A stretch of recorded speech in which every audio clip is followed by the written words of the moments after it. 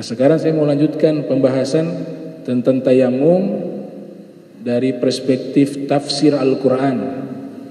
Ya, jadi sengaja saya ngajar fikih sedikit saja, karena fikih ini kalau terlalu lama membosankan. Kecuali orang yang sudah mendalami ilmu itu, gak bosan, enak. Tapi orang awam nih, kita bicara orang awam.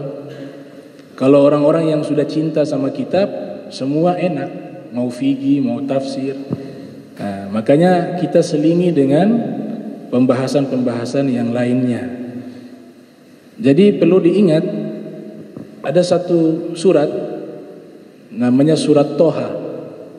Surat Toha. Toha itu siapa?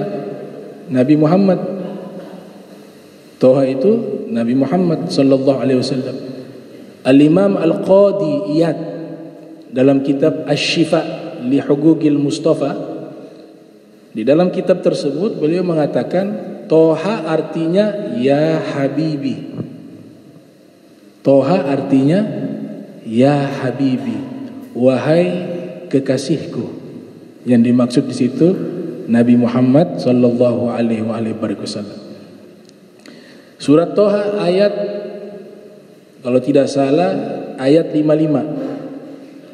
Di situ Allah Ta'ala berfirman tentang masalah tanah atau debu dan punya korelasi dengan penciptaan manusia dan dikembalikan manusia ke asalnya dan dibangkitkan manusia darinya.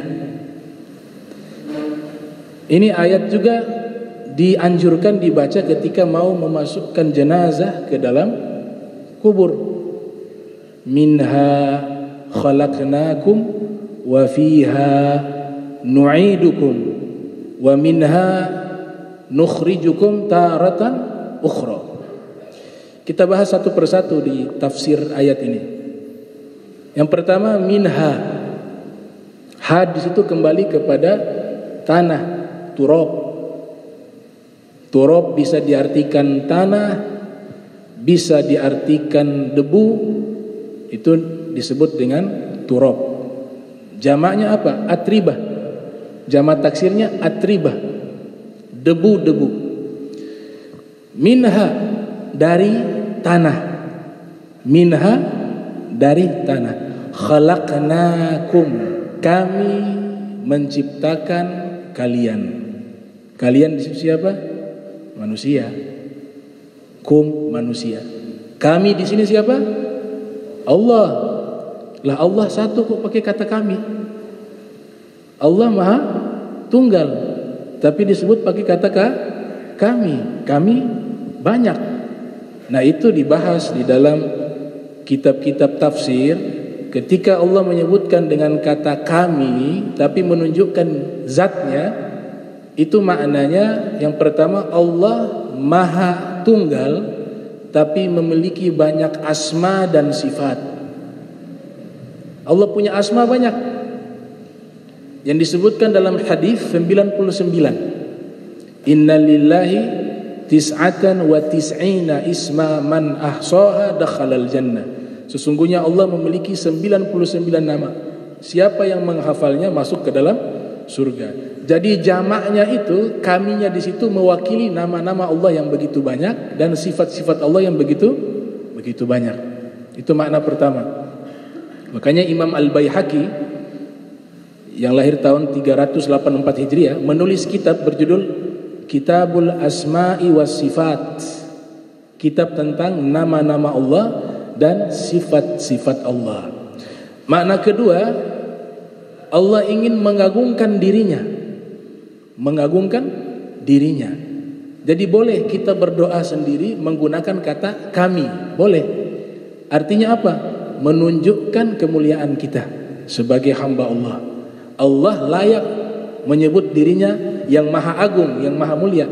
Makanya Allah sebut dengan kata kami. Contoh sederhana, di dalam bahasa, ketika kita menyampaikan kepada seseorang yang lebih tua usianya, baik dalam bahasa Indonesia maupun bahasa Arab, tentu berbeda dengan kita sampaikan kalimat itu atau kata ganti itu kepada orang yang seusia dengan kita. Misalnya kalau dalam bahasa Arab, kalau mengatakan anta atau ente, yang betul kan anta. Mengatakan ente itu tidak sopan kepada orang yang lebih tua, atau kepada orang yang punya derajat keilmuan yang lebih tinggi. Karena kata besar di dalam Islam itu bukan hanya umur, tapi juga derajat dari kesolehannya, ketakwaannya, dan ilmunya. Apa yang dipakai untuk menyampaikan itu? Antum. Padahal dia satu orang. Padahal antum tuh kalian. Tapi itu sebagai bentuk apa? Penghormatan antum. Sama kalau bahasa Jakarta. Kalau yang sopan, kamu. Kalau yang tidak sopan, lu. Kalian. Bisa dalam surat itu ditulis kepada yang terhormat, ya, kepada yang terhormat Bapak Raja atau ini, kami mengundang. Padahal yang tulis satu orang, yang ketik satu orang, yang ngundang satu orang, tapi dia mewakili penghormatan kepada orang yang diundang. Makanya pakai kata kami. Itu analogi kenapa Allah menggunakan kata kami. Makna yang ketiga, ketika Allah sebutkan kata kami, di situ ada proses. Allah libatkan makhluk-makhluknya terlibat di dalam proses tersebut. Sehingga manusia itu diciptakan tidak secara langsung, kecuali Nabi Adam. Nabi Adam itu Allah Ta'ala ciptakan langsung, tanpa ada campur tangan malaikat. Makanya ketika menceritakan Nabi Adam, Allah menyebutkan saya yang ciptakan. Coba perhatikan firman Allah, wa ma khalaqtu al-jinna wal insa illa liya'budun. Di sini Allah pakai kata apa? Khalaqtu, saya, bukan kami. Kenapa dipakai domir saya? Karena ketika menciptakan jin di situ yang dimaksud iblis. Iblis ini Allah ciptakan tanpa perantara, langsung kun fayakun, jadi. Kemudian al-ins di situ adalah Nabi Adam. Allah ciptakan juga langsung tanpa ada perantara makhluk. Beda dengan kita. Kita yang sekarang ini lahir di dunia, ada campur tangan makhluk yang Allah tugaskan kepada mereka. Dalam perut kita, perut ibu, di situ ditiupkan ruh. Betul tidak? Malaikat tiupkan ruh, membentuk kita punya fisik sesuai perintah Allah. Kemudian ada laki-laki, ada perempuan menikah, kemudian bercampur dengan air mani dan seterusnya. Berarti ada proses makhluk di situ. Maka Allah sebutkan dengan kata kami. Bisa dipahami ya? Iya. Memang pusing sedikit gak apa-apa. Pusing sedikit tidak apa-apa. Ada goyonan, kami punya guru dulu, goyonan itu tukang beca dengan profesor doktor yang ada di Jepang misalnya, pernah dua-dua kecelakaan. Yang profesor doktor yang Jepang ini meninggal dunia, yang tukang beca ini juga meninggal dunia. Ada orang kaya raya butuh donor otak. Ternyata yang tukang beca ini juga karena tidak ada identitas, maka otaknya dijual. Yang profesor doktor Jepang juga itu otaknya juga dijual. Ternyata waktu dibuat penelitian menggunakan alat, ternyata yang mahal itu otak bukannya profesor doktor, tapi otaknya tukang beca.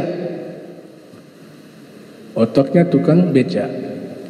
Ditanya gimana, biasa yang mahal yang profesor doktor. Kemudian peneliti yang meneliti itu mengatakan, saya sudah meneliti yang profesor doktor ini sudah penuh memorinya. Ya.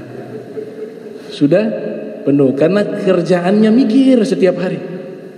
Makanya harganya second, bekas, sudah penuh memori, murah. Nah yang tukang beca ini mahal harganya, ternyata diteliti memorinya masih kosong. Makanya harganya mahal. Ini hanya goyonan ya, jangan dimasukkan di hati. Jadi orang jangan terlalu gampang tersinggung. Itu ada ilmu di situ. Kalau kita renungkan, di situ ada pelajaran besar, begitu.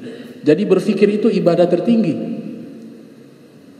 Berpikir itu ibadah tertinggi. Coba lihat di dalam Al-Quran, banyak sekali ayat mengatakan yatafakkarun, yatafakkarun, yatafakkarun, ya'kilun, ya'kilun, ya'kilun, ta'kilun, ta'kilun, ta'kilun. Selalu Allah menceritakan masalah zikir pasti dikaitkan dengan berfikir. Karena tujuan zikir melahirkan fikiran, berfikir. Makanya di situ diperintahkan dalam agama kita untuk selalu berfikir hal-hal yang bermanfaat dan hal-hal yang baik.